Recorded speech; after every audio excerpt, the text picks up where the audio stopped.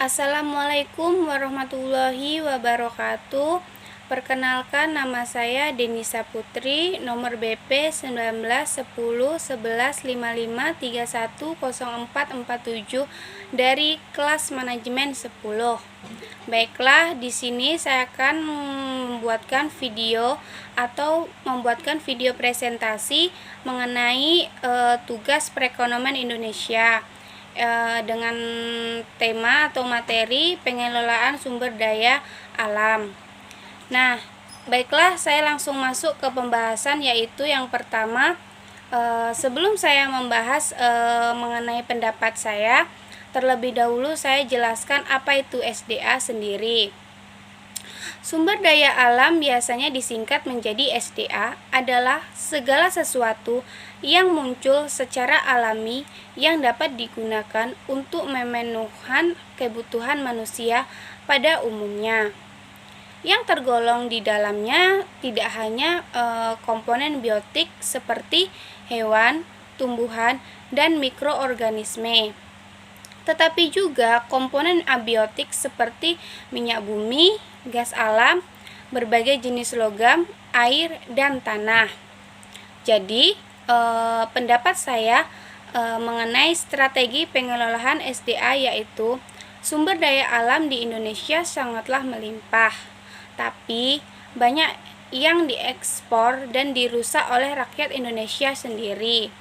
Sedangkan mengenai SDA yang terbatas dan kebutuhan manusia yang meningkat, kita harus pandai-pandai mengelola dan mengatur hal tersebut agar tidak adanya terjadi kelangkaan. Sebagai warga negara Indonesia, kita harus bisa menjaga dan mengelola sebaik mungkin apa yang kita miliki atau hak milik kita. Dengan cara kita harus bisa memanfaatkan kekayaan alam kita sebaik mungkin dan tidak boleh berlebihan agar sumber daya alam kita tetap terjaga kelestariannya dan kestabilannya. Nah, jika seandainya ada yang melanggar atau menyalahgunakan SDA yang ada, kita harus tangani dengan cara memberikan hukuman yang tegas kepada pelakunya agar para pelakunya jera dan tidak mau melakukan hal tersebut lagi. Selanjutnya, di sini saya akan membahas mengenai soal yang kedua. Opsi yang tepat menurut pendapat saya atau pandangan saya yaitu ketika sumber daya yang tersedia terbatas sedangkan kebutuhan manusia terus bertambah, maka harus yang ada dikorbankan untuk pemakaian yang lebih penting.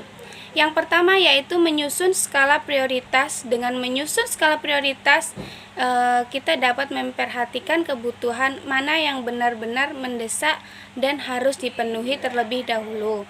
Selanjutnya yaitu menerapkan prinsip ekofisien, yaitu menggunakan sumber daya alam seefektif mungkin.